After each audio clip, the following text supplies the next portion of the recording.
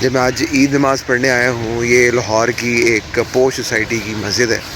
تو وہاں پر جو خطبہ چل رہا تھا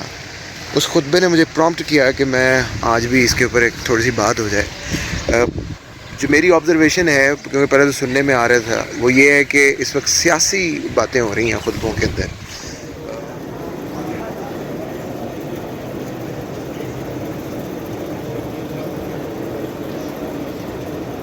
ثقافت بھی آزاد ہو، تہذیب بھی آزاد ہو، معاشرت بھی آزاد ہو، ریاست بھی آزاد ہو، معیشت آزاد ہو، یہ سارے پہلوؤں سے آزادی کہاں ہے؟ ہم 75 سال آج کے دن تک بتائیے مجھے ہمارے جتنے حکمران آئے ہیں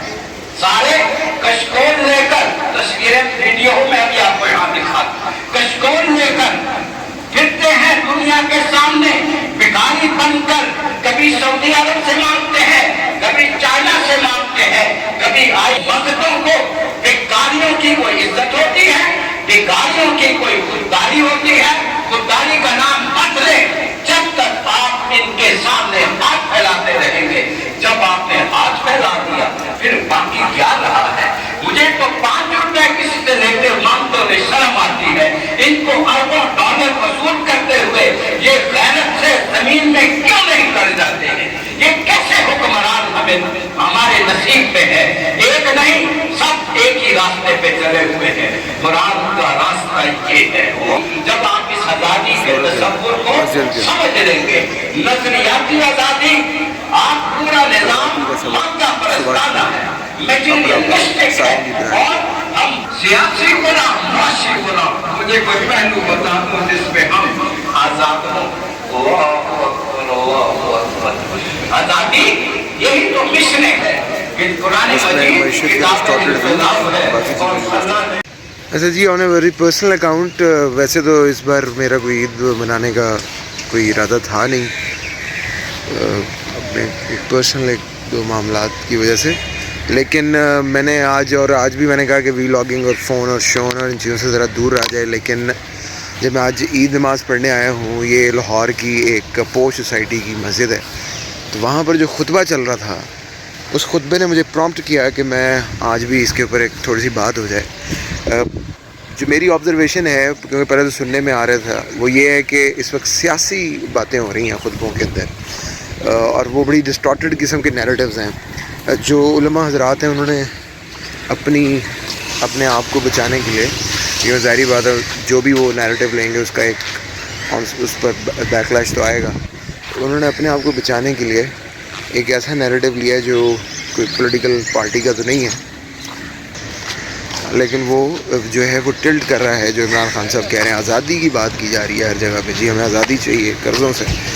ابھی میں آپ کو سنواتے ہیں کہ جی کس قسم کی آزادی و اشارت ہے اور کیسے خطبے تھے، اور ایسا معیشت کا درس تھا کہ اللہ مان الحفیظ۔ آپ کو میں پہلے تو سناتا ہوں مسجد کیا، کیونکہ میرا اس ٹائم ارادہ نہیں تھا کچھ بھی کرنے کا، تو ایسے میرا کوئی پلان نہیں تھا، لیکن جب خطبہ شروع ہوا تو میں نے کہا یار یہ تو شوٹ کرنا چاہیے، تو بڑی مزیدار چیز ہے۔ ذرا سنیے جی مسجد کے اندر کیا معیشت کی تصویر پیش کی جا رہی تھی، اور کیسے جو ہے وہ کہا جا رہا تھا کہ قرضے واپس کر دیں اور پھر بھوکے رہ لیں، اور سارے قرضے اکٹھے واپس کر دیں، اور پتہ نہیں کتنے ارب کے قرضے بھی گنوائے گئے، ذرا سنیے گا۔ اور دوسری بات یہ کہ جو مساجد کو ہم پولیٹیسائز کیا گیا، اور یہ اگر کوئی یہ سمجھ رہا ہے کہ جو آزادی والی بات ہے اس کے علاوہ کوئی بات ہو رہی ہے، تو علاوہ بات کوئی نہیں ہو رہی بھیا، بات ایگزیکٹلی وہی ہو رہی ہے جو اس وقت آزادی کا ایک فیک جو نیریٹیو انسٹل کیا گیا۔ اب یہ کوئی پلاننگ کے تحت ہو رہا ہے یا ایک ویو ہے، اس ویو کے اندر جو ریلیجیس طبقہ ہے اس کو بھی رسپونڈ کر رہے ہیں، اینڈ نیچرلی ان کا جو اپنا نیریٹیو ہے اس کو ہائی جیک کر لیا ہے عمران خان نے، جو امریکہ مخالف جو نیریٹیو ہے، تو ان کو کچھ نہ کچھ کہنا ہے، تو اب وہ ایک ایسا نیریٹیو بنانے کی کوشش کر رہے ہیں جس میں پولیٹیکل پارٹیز بھی ساری کی ساری گندی ہو جائیں، کیونکہ وہ کہہ رہے ہیں کہ جی کوئی پولیٹیکل پارٹی ایسی نہیں ہے۔ میں نے آپ کو سنوایا ہے، میں آپ کو ایک اور کلپ بھی بلکہ سنواتے ہیں، پھر آپ سے فردر بات کرتے ہیں۔ میں اس وقت واپس جا رہا ہوں، تو میں نے کہا کہ تو بات تو کریں، اصل میں سورج جو ہے وہ میرے اینٹی ہے، تو میری شکل سے نہ گھبرائیے گا، وہ ٹھیک ٹھاک ہے۔ تو خیر عمران خان صاحب نے جو ان کا نیریٹیو ہائی جیک کیا ہے وہ تو کیا ہی ہے، لیکن مجھے یہ بھی لگتا ہے کہ جو مساجد کے اندر بات ہو رہی ہے یہ ایک لارجر پلاننگ کا حصہ ہے اسٹیبلشمنٹ کی طرف سے، کیونکہ جو مساجد ہمیشہ سے یوز ہوتی رہی ضیاء الحق دور سے لے کے ابھی تک ایک فوج کے حوالے سے ایک نیریٹیو بنانے میں وہ تقریباً وہی بات کر رہے ہیں جو عمران خان صاحب کر رہے ہیں، لیکن اس میں سے پولیٹیکل پارٹیز کو مائنس کر رہے ہیں اور کہہ رہے ہیں کہ جناب یہ سب لٹ گئے کھا گئے اور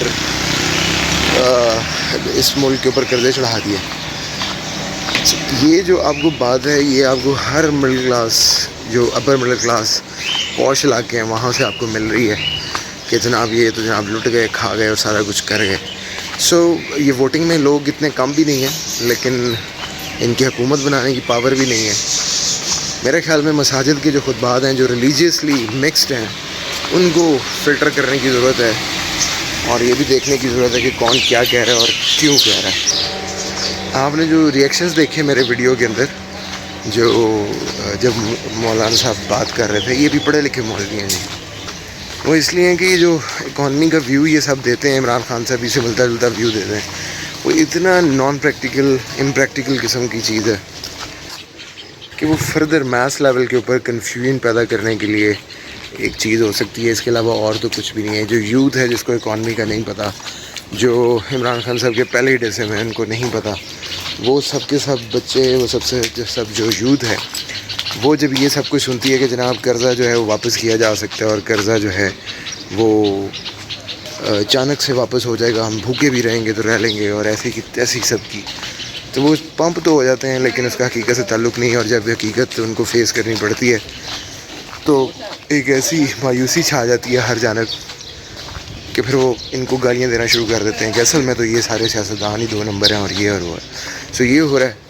اور یہ ہر مساجد میں ہو رہے ہیں، اپر مڈل کلاسز کی مسجدوں کے اندر زیادہ ہو رہا ہے، اور میرا خیال ہے کہ یہ خطرناک ہے، اس کو روکنے کی بھی ضرورت ہے، ایٹ لیسٹ فلٹر کرنے کی ضرورت ہے، یا ایٹ لیسٹ اس کے اوپر ایک لاجیکل چیک لگانے کی ضرورت ہے۔ Thank you and happy Eid to all of you جی، تھینک یو، ہیپی۔